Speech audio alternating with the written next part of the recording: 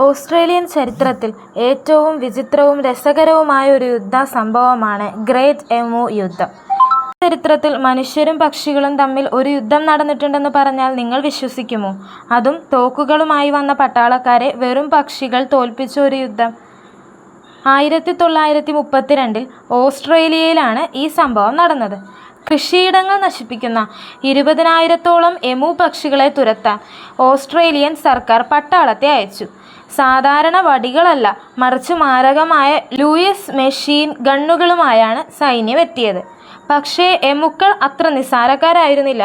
Machine ഗണ്ണുകളിൽ നിന്നും വെടിയുണ്ടകൾ പായുമ്പോൾ അവ ചെറിയ ഗ്രൂപ്പുകളായി തിരിഞ്ഞ് അതിവേഗത്തിൽ ഓടി രക്ഷപ്പെട്ടു. പട്ടാളക്കാർ ആയിരക്കണക്കിന് വെടിയുണ്ടകൾ ഉതിർത്തുവെങ്കിലും വിരലിലെണ്ണാവുന്ന പക്ഷികൾ മാത്രമേ അവർക്ക് വീഴ്ത്താനായുള്ളൂ. ഒടുവിൽ വെടിയുണ്ടകൾ തീർന്നതും പരാജയം സമ്മതിച്ച് പട്ടാളം പിൻവാങ്ങി. ചരിത്രത്തിൽ പക്ഷികൾ മനുഷ്യരെ തോൽപ്പിച്ച ഏക യുദ്ധമായി ഇത് മാറി. അടുത്ത വീഡിയോയിൽ മറ്റൊരു രസകരമായ സംഭവമായി വീണ്ടും കാണാം.